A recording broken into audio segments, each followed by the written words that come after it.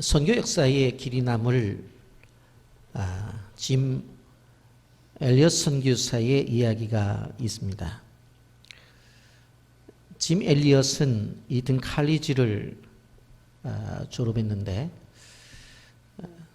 재학할 때에 공부를 잘해서 졸업한 다음 교수님들이 당신은 공부를 좀 더 해서 교수가 되는 것이 좋겠다. 그렇게 인정을 할 만한 실력이 있는 사람이었습니다.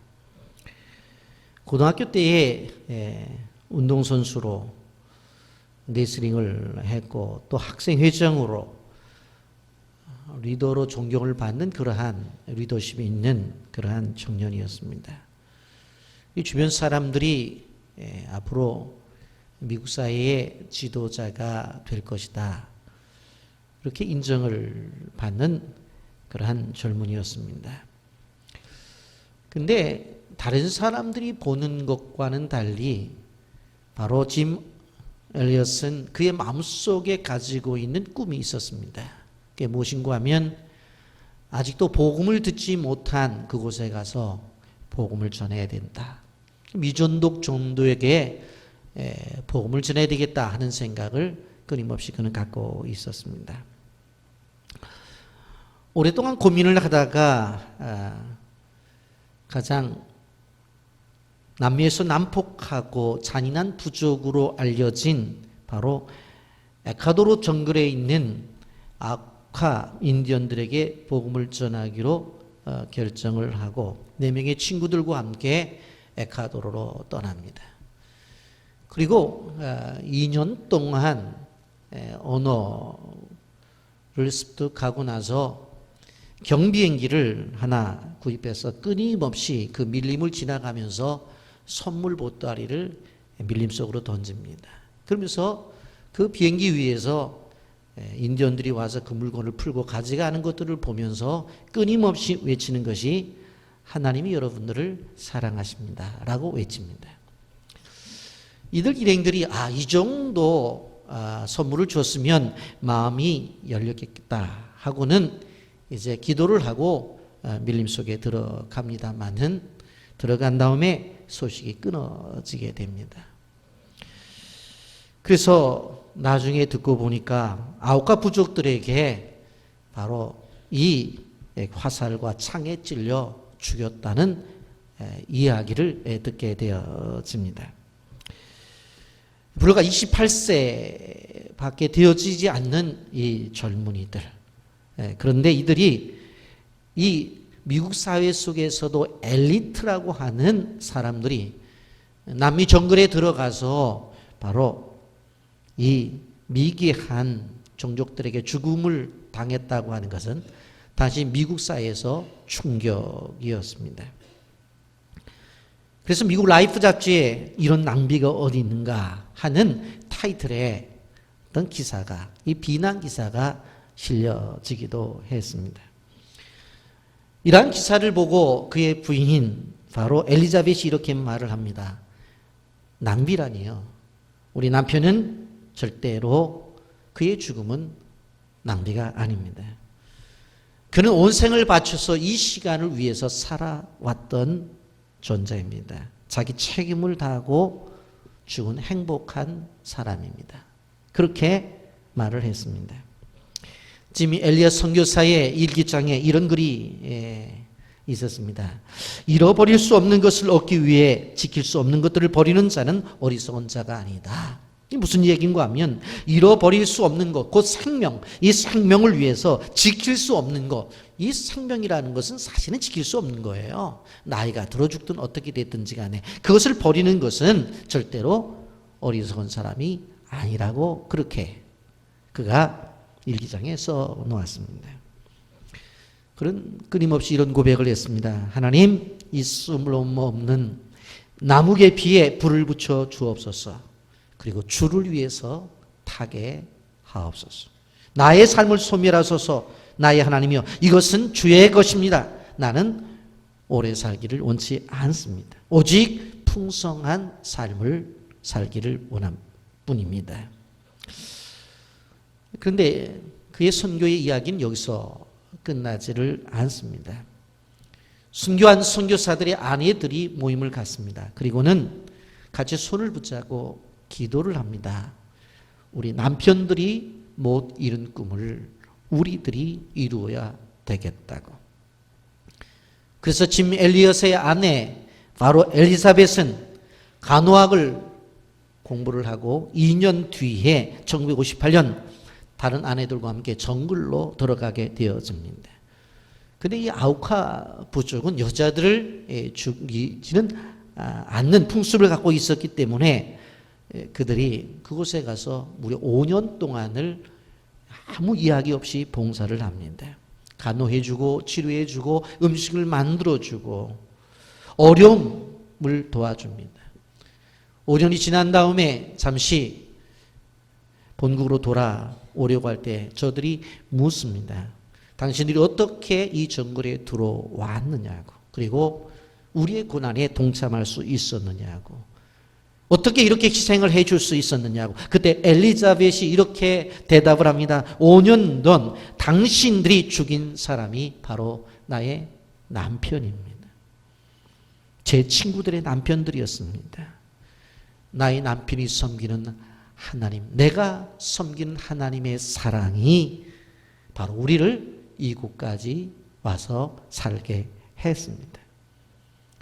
그 이야기를 듣는 순간 인디언들이 눈물을 흘리며 그 하나님의 사랑에 감동을 합니다. 그리고 모두 다 예수를 믿겠다고 작정을 합니다. 짐 엘리엇을 죽였던 추장은 나중에 목사님이 되었습니다. 이 감동적인 스토리가 End of Spear라고 하는 제목으로 2006년 1월 미국에서 영화로 제작되어 바로 그 큰 땅을 울리게 됩니다. 우리 영상 보고 말씀을 계속하겠습니다.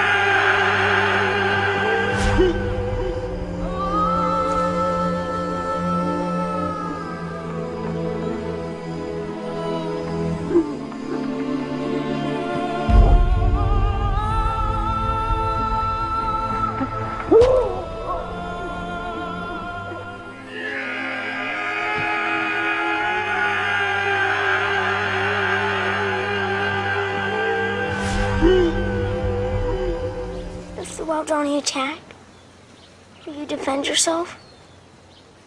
Will you use your guns? Son, we can't shoot the Waodani. They're not ready for heaven. We are. But promise me one thing. Just one. One thing. Sound like your mother. If you get in a jam, a real jam, then promise me you'll say these words to them. What words? The Waodani words. They mean, I am your friend. Your sincere friend.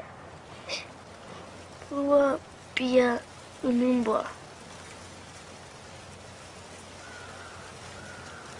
Bua. Bia. And Unumba. Numbwa. Bua Bia Numbwa. Right? Yeah. Bua Bia. Nubwa. Nubwa.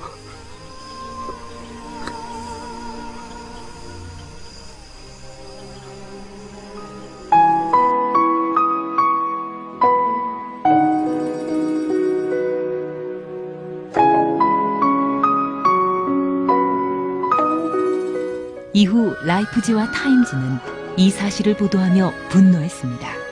도대체 이 무슨 낭비인가?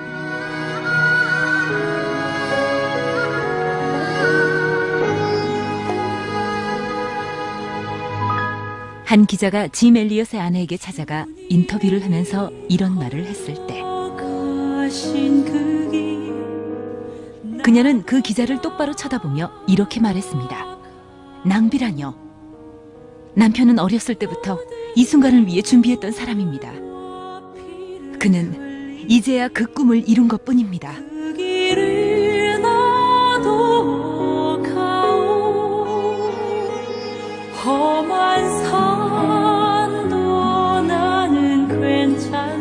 이 이야기는 여기서 끝나지 않았습니다.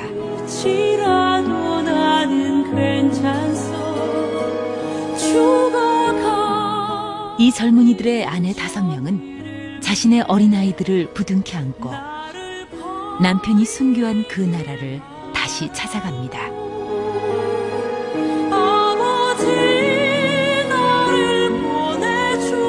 어느 날 와다니족 추장이 부인에게 물었습니다. 당신은 누구이고 우리를 위해 이렇게 애써 수고하는 이유가 무엇입니까?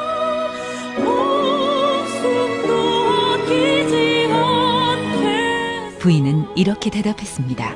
나는 5년 전 당신들이 죽인 그 남자의 아내입니다.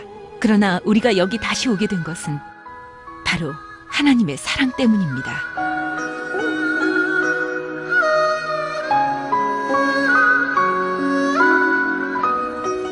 그 후로 와다니족은 모두 예수 그리스도를 영접하게 됐습니다. 그리고 짐 엘리엇을 죽인 청년은 와다니족의 목사가 되었습니다.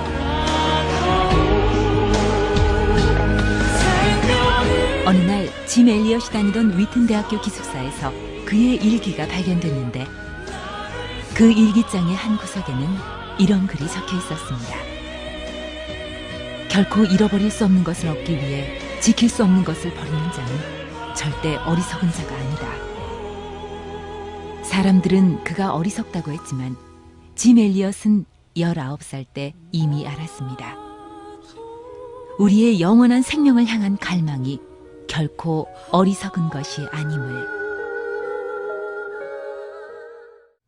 짐 엘리엇이 소명을 따라 에콰도르로 들어가서 순교를 하게 되어집니다. 다른 사람들이 생각해 볼 때는 그것이 끝이라고 생각했습니다. 그러나 그건 끝이 아니었습니다. 짐 엘리엇의 아내 엘리자벳이 간호학을 공부를 하고 그곳에 가 사역을 합니다. 이것이 부름을 받은 사람들의 모습인 것입니다. 하나님께서 나를 향해서 주신 비전, 그 비전이 바로 이루어지는 과정 속에서 하나님은 자기 남편을 사용하셨는데 그것이 끝이라고 생각하지 않고 자신이 다시 자기 남편을 죽인 그 장소에 들어가서 바로 선교를 이어나가는 것입니다. 여러분, 오늘 우리는 모세의 부르심, 모세의 사명, 모세의 비전에 대해서 말씀을 나누려고 합니다. 하나님은 아브라함을 부르실 때에 이미 그 부르심의 목적이 있었습니다. 그리고 야곱의 자손들이 바로 애굽에 내려갈 때도 분명코 목적이 있었습니다. 70명이 내려갔지만 400년이 지난 다음에 200만 명이 되어지는 민족으로 바로 바뀌어지는 과정을 우리는 볼 수가 있습니다. 이제 200만 명을 만든 이 하나님께서 그들을 다시 적과 꿀이 흐르는 약속의 땅으로 보내시는데 이 일을 위해서 하나님은 한 사람을 선택합니다. 바로 그 사람이 우리가 잘 알고 있는 모세입니다. 모세는 왕후에 40년을 지났다가 이제 광야에 나가서 40년을 지냅니다. 어떻게 보면 그의 삶은 지루하고 그리고 의미 없고 평범한 생활에 불과했을 것입니다. 이러한 40년을 지내면서 하나님이 그에게 주신 비전을 그는 잊어버리고 있었을 것입니다. 그런데 바로 하나님은 그를 향한 비전을 잊어버리지 않으셨다는 것입니다. 여러분, 우리가 기억해야 될 것이 무엇인고 하면 하나님이 우리에게 주시는 분명한 비전이 있어요. 그것을 자명으로 삼고 우리가 살아가요. 그런데 세상을 살아가면서 힘들고 어렵다 보니까 이런 것들을 상실할 때가 있어요. 그런데 나는 나를 향한 비전을 잊어버려도 하나님은 나를 향한 비전을 잊지 않고 계신다고 하는 것입니다. 이것이 하나님의 역사의 법칙입니다. 이런 출애굽기 2장 23절부터 마지막 절까지를 우리 다 같이 함께 읽어보도록 하겠습니다. 함께 봅니다. 여러 해 후에 애굽 왕은 죽었고 이스라엘 자손은 고된 노동으로 말미암아 탄식하며 부르짖으니 그 고된 노동으로 말미암아 부르짖는 소리가 하나님께 상달된지라. 하나님이 그들의 고통 소리를 들으시고 하나님이 아브라함과 이삭과 야곱에게 세운 그의 언약을 기억하사 하나님이 이스라엘 자손을 돌보셨고 하나님이 그들을 기억하셨더라. 여러분, 이 본문을 보게 되어지면 바로 하나의 중요한 영적인 패턴을 우리는 발견하게 됩니다. 그게 무엇인가 하면 고통, 그리고 기도, 그리고 하나님의 반응이라고 하는 영적인 패턴입니다. 이스라엘 백성들이 고통을 당했어요. 그랬더니 하나님 앞에 부르짖어요. 그랬더니 그 기도를 들으시고 하나님이 반응을 하시는 거예요. 오늘도 마찬가지입니다. 인생을 살아가면서 고난이 찾아오죠. 그럼 하나님 앞에 우리는 기도하겠죠. 그러면 하나님이 반응을 하십니다. 23절 보십시오. 탄식하며 부르짖으니 부르짖는 소리가 하나님께 상달된지라. 탄식하고 부르짖으니 부르짖는 소리가 하나님께 상달되었대요. 24절 하나님이 그들의 고통 소리를 들으시고 그랬어요. 그리고 25절 하반절에 보면 하나님이 그들을 기억하셨더라 그랬어요. 여러분, 이런 고통의 소리를 들으시고 하나님이 반응을 하셨어요. 하나님이 일을 시작하셨어요. 그런데 이 일을 할 때에 하나님이 사람을 통해서 일을 시작하셨다라고 하는 것입니다. 하나님은 하나님의 일을 하실 때 많은 경우에 사람을 통해서 일을 하십니다. 그래서 우리는 기억해야 돼요. 하나님은 사람을 세우시기를 기뻐하셔요. 왜? 하나님 일을 하기 위해서. 그래서 어떻게 보면 바로 하나님 편에서 볼 때 하나님의 사람이 답이라고 하는 것을 알아야 돼요.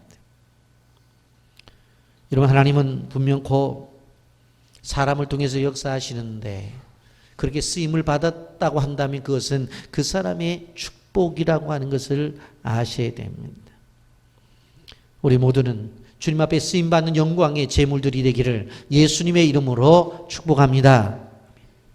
여러분, 여기 시편의 말씀을 보더라도 여기도 또 하나 영적인 패턴이 나와요. 그것이 무엇인가 하면 고난이 찾아오고 그 고난이 찾아왔을 때에 기도하고 기도하면 하나님이 문제를 해결해 주신다.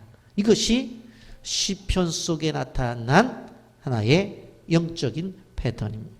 고난, 기도, 하나님의 문제 해결, 하나님의 응답. 여러분, 시편 34편 18절 여호와는 마음이 상한 자를 가까이 하시고 중심으로 통회하는 자를 구원하시는도다. 시편 69편 1절 말씀해 보니 하나님이 나를 구원하소서 물들이 내 영혼까지 흘러 들어왔나이다. 시편 71편 20절 말씀해 보면 우리에게 여러 가지 심한 고난을 보이신 주께서 우리를 다시 살리시며 땅 깊은 곳으로 다시 이끌어 올리시나이다. 아멘. 여러분, 애굽에 있는 이스라엘 백성들이 평안한 삶을 살았어요. 그런데 갑자기 고난이 닥쳐요. 고된 중노동 앞에서 그들이 할 수 있는 것은 다른 것이 아니었어요. 기도밖에 없었어요. 하나님 앞에 탄식하며 부르짖는 일밖에 할 것이 없었습니다. 그런데 이러한 민족적인 고난의 배경에 보니 하나님의 뜻이 계셨습니다. 고통을 통해서 이루려고 하는 하나님의 계획과 목적이 분명히 있었어요. 하나님이 원하시는 장소로 이동하려고 하는 분명한 하나님의 의도가 숨겨져 있었다라고 하는 것입니다. 이스라엘 민족이 공동체에게 주는 고난은 의미 없는 고난이 아니었습니다. 이스라엘 백성들이 당하는 아픔이라고 하는 것은 아무런 의미가 없는 아픔이 아니었어요. 분명코 그곳에는 하나님의 뜻이 있었어요. 그런데 그 하나님의 뜻이 어떤 뜻이냐? 선하신 하나님의 뜻이라는 거예요. 여러분, 우리가 인생을 살아가면서 얼마나 많은 어려움을 당해요. 쉽게 말할 수 있어요. 이 속에 하나님의 뜻이 있어. 그런데 더 깊게 우리는 생각해야 돼요. 내가 당하는 고난, 내가 당하는 아픔 그 속에 하나님의 선하신 뜻이 있다는 거예요. 하나님의 선하신 뜻.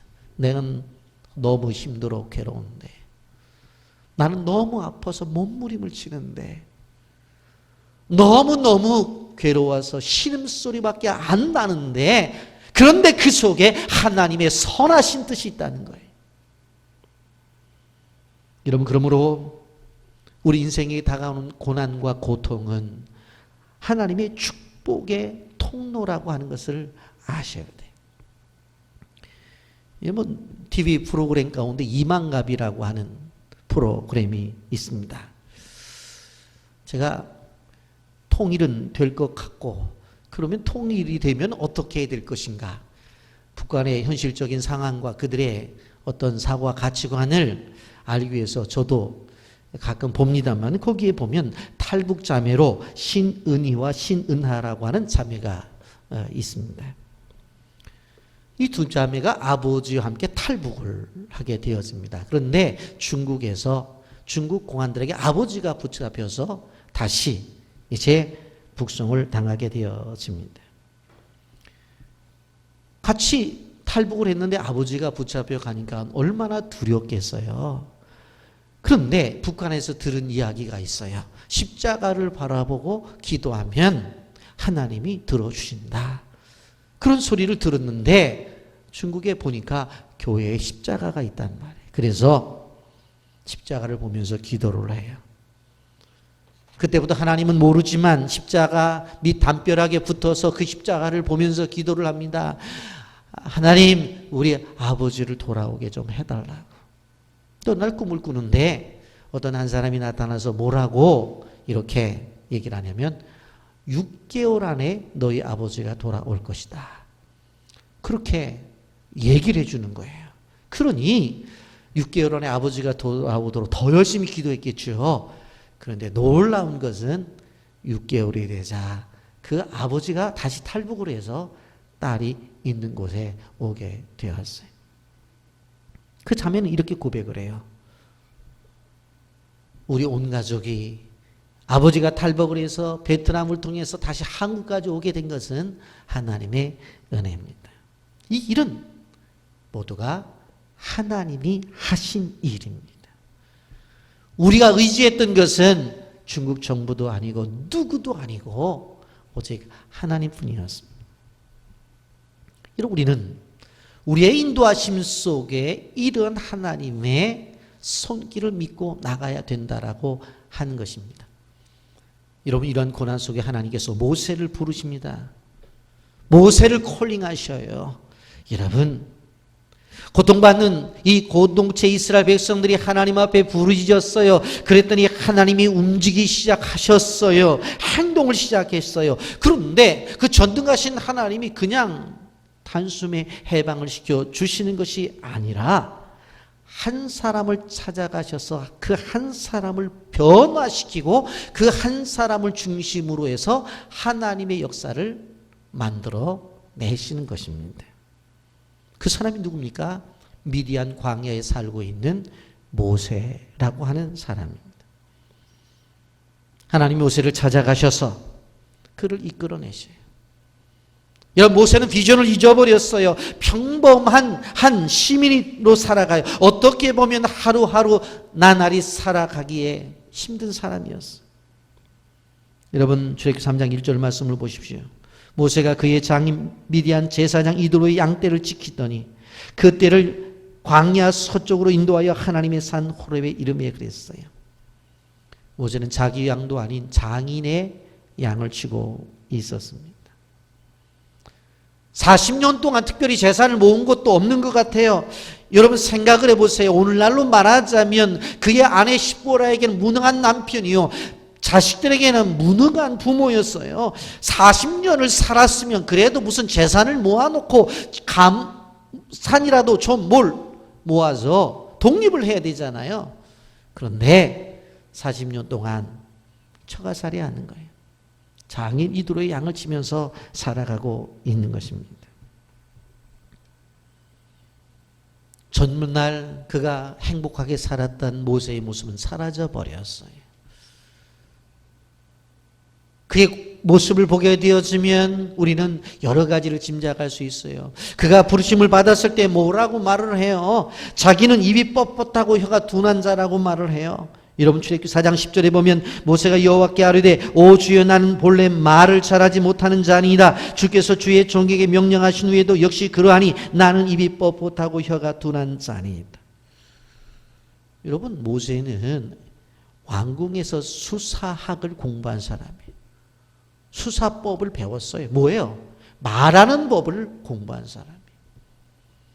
그러니까 사실 말을 잘하는 사람이었어요. 그런데 40년 동안 사람들과 있는 것이 아니라 그냥 시간만 되면 양 데리고 나가서 물이나 마시게 하고 풀 있는 데 가서 풀이나 뜯겨 먹는데 말할 일이 뭐가 있냐고. 그러니 40년 동안을 그렇게 살았으니 입이 뻣뻣해진 것은 사실이에요.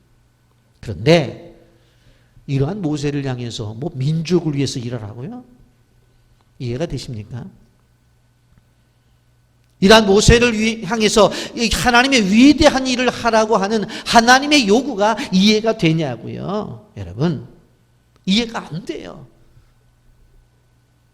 모세는 그가 어렸을 때 어머니의 품속에서 젖을 먹으면서 너는 히브리 사람이다, 너는 애굽 사람이 아니다, 민족을 위해서 일해야 된다 하는 비전을 받았던 사람이지만 이제는 그 비전을 다 상실해 버렸어요.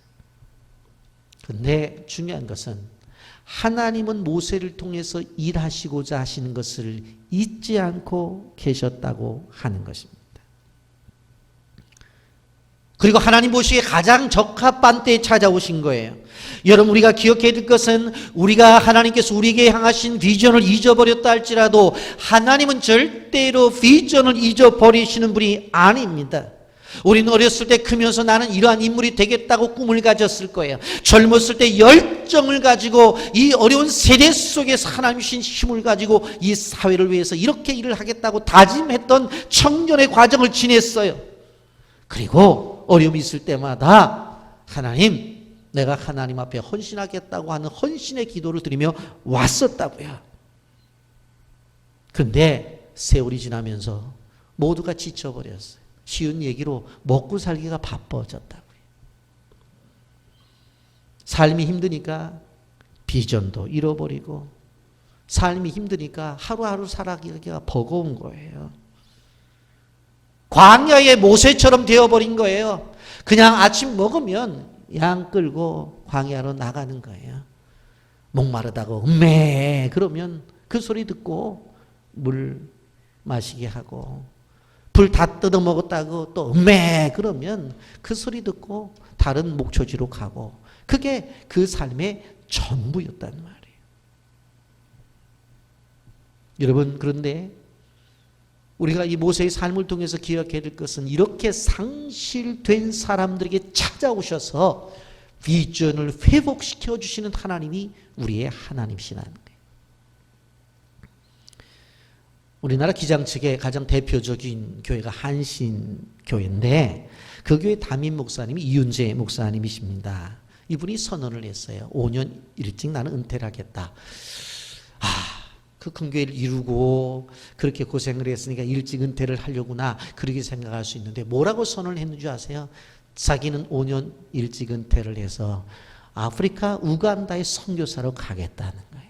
문화도 다르고 환경도 다른 그곳에 가서 자신의 마지막 인생을 불타오겠다고 하는 거예요. 이런 비전의 사람은 이런 거예요. 나이와 상관없어요. 환경과 상관이 없어요. 하나님께서 그 비전을 다시 일으켜 주시고 거기에 불을 붙여 주시면 나이와 상관없이 불 붙어서 하나님의 나라를 위해서 자기 몸을 내던지는 사람들이 비전의 사람이에요. 하나님은 모세를 통해서 그것을 보여주시는 거예요. 그래서 떨기나무 가운데 찾아오셔서 떨기나무 불을 붙이잖아요. 무슨 이야기인 줄 아세요? 너도 이제 이런 불이 붙어야 된다는 거예요. 내 생각 속에 불이 붙어야 되고 내 마음 속에 불이 붙어야 되고 내 열정 속에 불이 붙어야 된다. 그래서 이 불 붙는 마음을 가지고 내가 내게 주는 비전, 이 미션을 이루어라. 그래서 그 떨기나무 속에서 하나님의 음성이 들리잖아요. 여러분 우리가 기억해야 돼요. 모세가 그렇다고 해서 내가 이러한 일을 하기 위해서 뭐 금식 기도를 했다는 기록 없어요. 작정하고 철야 기도를 했다는 기록도 없어요. 여러분 우리가 기억해야 될 것은 하나님이 우리에게 비전을 주실 때에 이것은 하나님이 우리에게 주는 거예요. 기독교는 뭔 줄 아세요? 하나님이 인간을 찾아오는 종교가 기독교예요. 하늘 보좌를 버리시고 죄 많은 세상에 찾아오신 분이 주님이세요. 세상의 종교는 달라요. 자기의 필요를 따라서 인간이 찾아가요. 그런데 하나님은 바로 하나님의 비전을 이루기 위해서 우리를 찾아오시는 분이에요. 베드로가 그랬잖아요. 주님이 찾아오셨잖아요. 사도 바울이 그랬잖아요. 다메섹 도상에서 찾아오셔서 빛으로 찾아오셔가지고 꼬꾸러뜨리잖아요. 여러분 이렇게 찾아오시는 주님을 기다려야 돼요. 여러분의 인생에 이런 축복이 있기를 예수님의 이름으로 축복합니다. 주일기 3장 4절에 이렇게 말씀해 여호와께서 그가 보려고 돌이켜 오는 것을 보시니라. 하나님이 떨기 가운데서 그를 불러 이르되 모세야 모세야 하시매 그가 이르되 내가 여기 있나이다. 모세야 모세야. 하나님은 정확하게 이름을 아십니다. 사무엘에게도 뭐라고 말을 했어요? 사무엘상 3장 10절에 여호와께서 임하여 전과 같이 사무엘아 사무엘아 부르시는지라. 사무엘이 이르되 말씀하옵소서 주의 종이 듣겠나이다. 하나님께서 이 광야의 떨기나무 앞에서 모세야 모세야 부르시는 거예요. 모세야 모세야. 그 음성이 무엇입니까? 내가 어떤 존재인지를 아느냐? 나는 세상에 태어날 때 남자아이는 죽이고 여자아이는 살리라는 그 상황 속에서 너는 살리움을 받은 존재. 너희 어머니가 어떻게 했어? 갈대상자를 만들어서 포기하고 나일강에 버렸잖아. 그런데 바로의 공주가 너를 보고 열고 불쌍히 여기는 마음을 가지고 너를 구해서 왕자로 삼았잖아. 애굽 사람들이 그 고통을 당할 때 너는 40년 동안 궁중에서 많은 공부를 하고 편안한 생활을 했잖아. 네가 동족을 위해서 일을 한다고 했을 때에 사람이 죽고 결국 광야에 패배자로 왔잖아.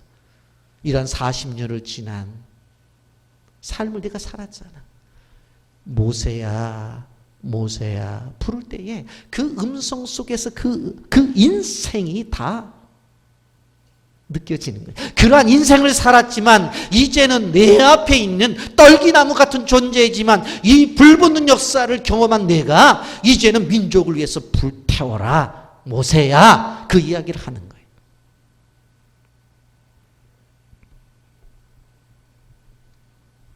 여러분 하나님은 끊임없이 우리의 이름을 불러주셔요. 하나님의 사역을 하기 위해서는 그 이름을 들어야 돼요. 그 음성을 듣게 될 때에 태어날 때부터 지금까지 왔던 인생의 우리의 삶이 파노라마가 지나가듯이 지나가게 되어지고 그 속에서 하나님이 주신 셈을 얻을 수가 있는 것입니다. 뭐라고 말씀하세요? 출애굽기 3장 7절 8절에 보면 여호와께서 이르시되 내가 애굽에 있는 내 백성의 고통을 분명히 보고 그들의 감독자로 말미암아 부르짖음을 듣고 그 근심을 알고 내가 내려가서 그들을 애굽인의 손에서 건져내고 그들을 그 땅에 인도하여 아름답고 광대한 땅 적과 꿀이 흐르는 땅 곧 가나안 족속 헷 족속 아모리 족속 브리스 족속 히위 족속 여부스 족속의 지방에 데려가려 하노라 그랬어요. 이 말씀 몇 가지 주목해서 줄칠 필요성이 있어요. 고통을 분명히 보고 그랬어요. 우리 하나님이 우리가 인생 속에 고통을 당할 때에 보신대요. 보고 그들이 감독자로 말미암아 부르짖음을 들었어요. 보시고 듣고었어요. 그리고 그 근심을 알았어요. 그 마음을 헤아렸어요. 그리고는 가만히 있는 게 아니라 내가 내려가서 하나님이 직접 내려가셔요. 움직이셔요. 내려가서 그들을 애굽 손에서 건져냈어요. 그리고 그들을 그 땅에서 인도하여 내셔요. 그리고 여기 마지막에 보면 여부스 족속의 지방에 데려가려 하노라. 야 혼자 너 가. 이만큼 해줬으니 가라. 그게 아니라 함께 움직여요. 뭐예요? 임마누엘이 동행이에요. 동행. 저는 이 말씀 한 절만 해도 오늘 은혜 다 받은 거예요. 야, 내가 고난당할 때 하나님이 보고 계신구나. 우리가 슬퍼하고 아파하는 것을 그 신음소리를 듣는구나. 내 심정을 아시는구나. 그래서 건져내시는구나. 그리고 인도하시는구나. 그리고 함께 데려가시는구나. 이러한 하나님이 우리의 하나님이에요. 아멘입니까? 믿으세요. 표시해놓고서 힘들 때마다 보세요. 내가 고난당할 때 보고 계시구나. 내가 신음소리를 낼 때 알고 듣고 계시는구나. 내가 속상할 때 이 마음을 누가 알아? 가슴을 칠 때 주님이 다 안다. 그리고 고난 속에서 건져내고 그리고 적과 꿀이 흐르는 땅으로 어떻게 해요? 함께 가시는 모세는 전혀 몰랐어요. 광야를 살아가면서 그가 고통을 당할 때 시편 다윗의 고백처럼 하나님이 도대체 어디 계시냐고 그렇게 말할 수 있어요. 어디에 계시냐고. 그런데 자기 인생에 직접 개입하셔서 자신의 인생을 이렇게 인도하신다는 것에 대해서 그는 이제 깨닫게 되는 거예요. 나이 80이 되어서 자기가 받은 비전이 다 사라져버리고 양이나 치면서 입에 풀칠이나 하는 그러한 연약한 노인네였어요. 비전과는 거리가 멀었어요. 미션과도 거리가 멀었어요. 성공이라고 하는 건 생각할 수도 없는 나이예요. 그런데 그러한 나이 맞는 80세의 노인에게 찾아와서 그 양을 치는 목자에게 찾아와서 비전을 이야기해요. 뭐라고 말씀하세요? 10절에 보니까 이제 내가 너를 바로에게 보내어 너에게 내 백성 이스라엘 자손을 애굽에서 인도하여 내게 하시리라. 이게 하나님의 계획이고 하나님의 비전이래요. 야, 양 몇 마리냐? 제가 한 100마리 하는데요. 그러면 한 200마리 줄 테니까 200마리 양을 이끌어내라. 그 정도 되면 아멘 할렐루야지. 그런데 지금 뭐라고 말을 해요? 네? 바로에게 보내서 바로 내 백성 이스라엘 자손을 이끌어낸데 몇 명이라고? 약 200만 명이나 되어져요. 여러분, 미션 임파서블이에요. 아무리 미션이지만 이거 불가능한 일이라는 거예요. 아무리 훌륭한 하나님의 계획이라도 생각해보면 가능성이 없는 이야기예요. 뜬금없이 와갖고 하나님이 이렇게 하라고 한다고 얘기하면은 그의 부인이 아유 당신 정말 인정받네 가서 하십시오 그렇게 하겠어요. 애들이 아유 아버지 그런 부름을 받았어요 나가서 하세요 그렇게 하겠냐고. 아유 아버지 가시면 큰일 나요 죽어요 그렇게 얘기했겠지. 모세로서는 도무지 그 환경이 할 수 있는 환경이 아니었어요. 할 수 없는 과업이었어요.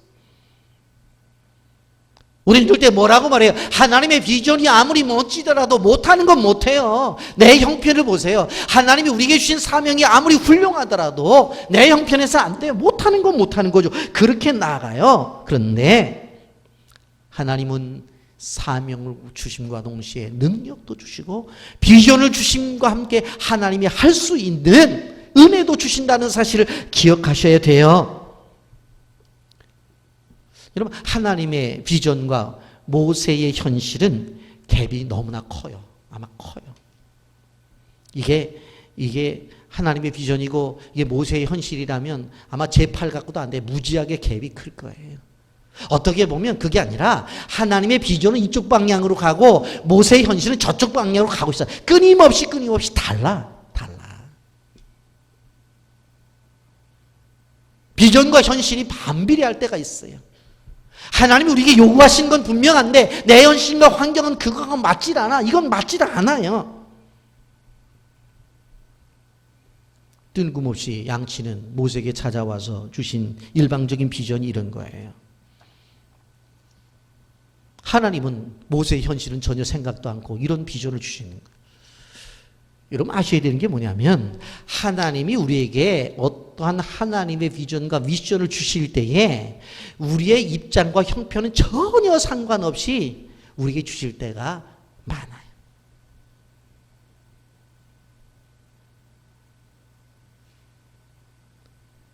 이건 아무리 생각해도 말도 안 되는 거예요. 이건 할 수 없는 얘기야. 그런데 하나님이 비전을 주셔요. 하나님이 그렇게 하셔요. 모세도 분명히 이해했을 거예요. 나는 못해요. 내 나이가 얼마입니까? 내 능력 갖고 안 돼요. 나는 할 수 없어요. 모세가 한참 하다가 뭐라고 말하냐면 아니 도대체 그럼 나한테 이것을 하라고 하는 당신이 도대체 누굽니까? 하고 질문을 하잖아요. 그랬더니 하나님이 뭐라고 대답을 해요? 나는 스스로 있는 자니라. 14절 말씀 다 같이 봅니다. 하나님이 모세에게 이르시되 나는 스스로 있는 자니라. 또 이르시되 너는 이스라엘 자손에게 이같이 이르기를 스스로 있는 자가 나를 너희에게 보내셨다 하라 그랬어. 나는 스스로 있는 자니라. 히브리 원어로 보면 에흐예 아쉐르 에흐예. 나는 있다. 나는 존재한다. 그리고 관계대명사가 있고 또다시 나는 있다. 존재한다. NIV 성경에 보면 I am who I am이라고 번역되어져 있어요. 히브리어 에흐예는 1인칭 보통 단순형 미완료 형태예요. 막 어려운 거 몰라도 되고 나는 항상 존재한다. 나는 나로서 항상 존재하는 그러한 뜻을 갖고 있어요. 이 12절 말씀에 반드시 너와 함께 있으리라고 하는 그 말씀에도 쓰여졌는데 나는 너희와 항상 함께하며 항상 존재하는 하나님이라는 뜻이에요. 무슨 얘기인 줄 아세요? 바로가 방해해도 일은 이루어진다는 거예요. 왜? 바로는 왔다가 가는 사람이에요. 바로는 나이 들면 죽는 존재예요. 그런데 하나님은 영원토록 스스로 존재하는 존재이기 때문에 세상의 세력이 아무리 막아도 바로가 막아도 애굽의 모든 군대가 동원되어도 이 백성의 출애굽은 이루어진다. 그 얘기예요. 애국 군대가 아무리 강력하고 이스라엘 사람들, 히브리 사람들이 아무리 연약해도 내가 가지고 있는 의지를 꺾을 수 없고 내가 하려고 하는 것을 꺾을 수가 없다. 그런데 그렇게 이것은 이루어진다고 하는 것입니다. 여러분, 바로는 사단의 세력을 상징하는데 이런 것들 다 무너진다는 거예요. 여러분, 우리를 가로막는 아무리 문제가 크고 어렵다 할지라도 절대자 하나님이 계시기 때문에 이 모든 문제가 해결된다는 사실을 기억하시기를 바랍니다. 하나님이 답이세요. 모세를 만나서 모든 문제를 해결해 주셨던 그 하나님이 답이시라고요. 하나님이 움직이시면 되는 거예요. 그러면 하나님 움직이는 것들이 어떻게 움직인다고요? 이스라엘 백성들의 신음의 기도였어요. 그 기도가 위대한 거예요. 전능하신 하나님을 움직이게 만드는 거예요. 세상을 살다 보면 되는 일보다 안 되는 일들이 더 많아요. 뜻대로 되어지는 것보다 한계에 부딪혀서 물러설 때가 더 많다고요. 인생은 마치 지뢰밭처럼 수없이 많은 문제투성이에요. 그것을 밟으면 터져서 죽을 것 같은 일들이 수많이 나타나요. 그때 우리는 전능하신 하나님을 구해야 되는 거예요. 지금 우리는 교회를 위한 기도가 절실히 필요할 때예요. 교회 건축, 교회 이사, 특별히 기도할 때. 그런데 우리가 꼭 기억해야 될 것이 무엇인 줄 아세요? 하나님이 우리가 교회를 지어서 하나님의 나라 확장을 향한 것들이 우리 교회를 향한 분명한 비전이고 우리의 사명이라고 한다면 그건 우리의 형편과 상관없이 하나님은 하셔요. 하나님은 하셔요. 단지 그것을 진행하는 데 있어서 모세처럼 선택받아서 중심에 서서 사역을 하느냐, 아니면 저게 되나 하고 구경하다가 되니까 아이고 되는구나 하는 구경꾼이냐 하는 문제지. 여러분들 기억하셔야 될 것은 무엇인가 하면 우리의 형편과 환경과 상관없이 하나님이 분명한 세우시려고 하는 비전이 있었다면 하나님은 하셔요. 하나님은 하셔요. 여러분, 하나님은 자신을 뭐라고 말을 해요? 스스로 있는 자로 계시하시면서 출애굽기 3장 15절에 이렇게 말합니다. 내가 어떤 존재냐? 하나님이 또 모세에게 이르시되 너는 이스라엘의 자손에게 이같이 이르기를 너희 조상의 하나님 여호와 곧 아브라함의 하나님 이삭의 하나님 야곱의 하나님께서 나를 너에게 보내셨다라. 이는 나의 영원한 이름이요 대대로 기억할 나의 칭호니라. 이름이요 칭호라고 그랬어.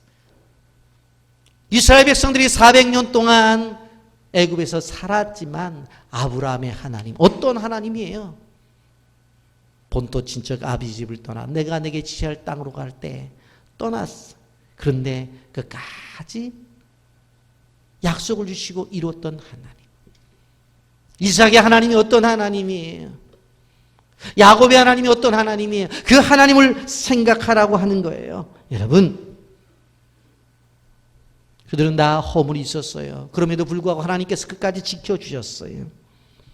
하나님께서 우리를 완벽해 좋아하시는 분이에요. 부족해도 우리를 사랑하시고 연약해도 우리를 자녀처럼 항상 생각하시는 분이세요.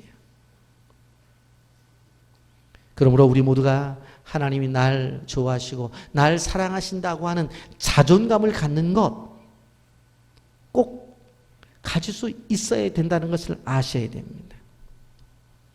고개를 못 드는 죄를 지었다 할지라도 우리를 자녀로 생각하셔요. 부인을 4명이라고 형과 아버지에게 사기까지 친 야곱도 사랑하셨는데 나를 생각해 보면 바로 하나님이 사랑하시지 않겠는가? 우린 생각해 볼 수 있잖아요.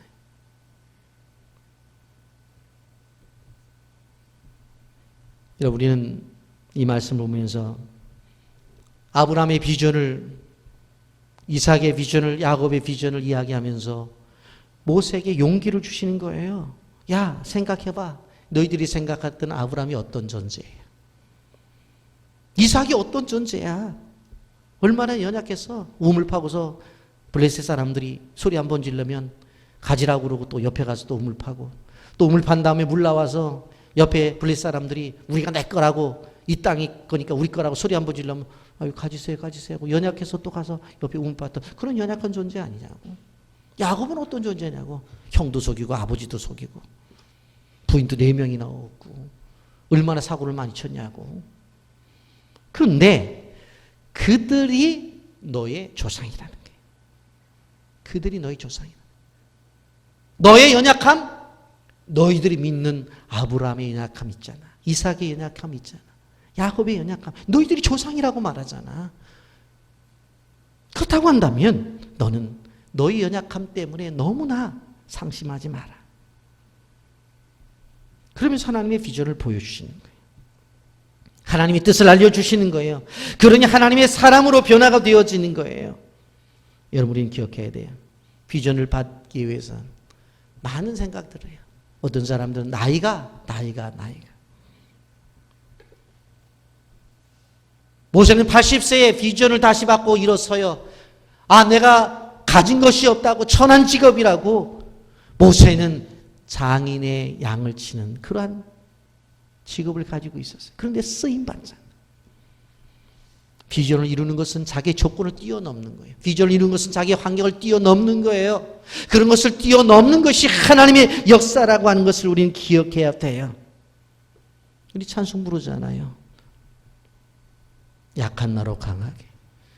약한 나로 강하게 가난한 날 부하게 눈먼 날 볼 수 있게 주 내게 행하셨네.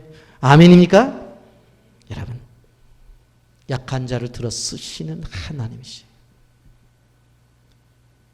약한 자를 들어 쓰시는 하나님이세요.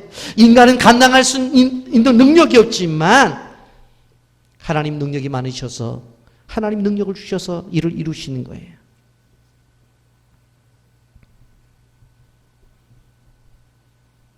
모든 것을 가능케 하신 하나님, 그 하나님 우리 하나님이에요.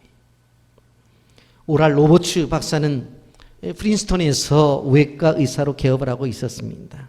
오세올라 교회 장로님으로 일을 하면서 자기가 의사로서 돈을 버는 것들을 많은 구제 사업을 하고 있었어요. 그런데 늘 그 마음속에 갈등을 느꼈어요. 그게 뭔가 하면 내가 대학교 다닐 때에 내가 목사가 된다고 했는데 어떻게 하면 좋을까? 근데 그 어머니는 늘 그래요. 야, 의사도 목사 못지않게 중요한 직업이야. 돈을 많이 벌어서 그것을 가지고 많은 일을 하면 되는 거야. 그래서 그 응답으로 그냥 일을 하면서 돈 벌어서 가난한 사람 구제를 많이 했어. 근데 그 약속이 자꾸 생각이 나서 20년 만에 바로 의사직을 그만두고 신학교에 들어가요. 그리고 그가 졸업하고 목회자가 되어서 나중에 오랄 로버츠 신학대를 세우고 세계 선교를 위해서 힘쓰게 됩니다. 하나님 부르시면 나이가 많아도 괜찮아요. 인생의 하프타임을 지난다고 할지라도 괜찮아요. 그게 누가 증거해? 모세가 산 증인입니다. 하나님 역사하시면 갈 수 없는 길도 가신다는 것을 기억하시기를 바랍니다. 내가 할 수 없다고 주님께서 내게 주신 소명을 포기했어요? 그러지 마세요. 물론 우리의 힘으로 감당할 수 없어요. 그렇기 때문에 하나님이 힘을 주시는 거예요. 전능하신 우리 하나님 원하시면 그 하나님 우리를 도우시면 우리는 할 수 있다고 하는 것이에요. 주님이 가라면 갈 힘도 주시는 거예요. 주님이 하라고 하면 할 힘도 능력도 주시는 것입니다. 여러분, 주님을 부르신 분만 아니라 감당할 능력도 주시는 분이라는 사실을 기억하시기를 바랍니다.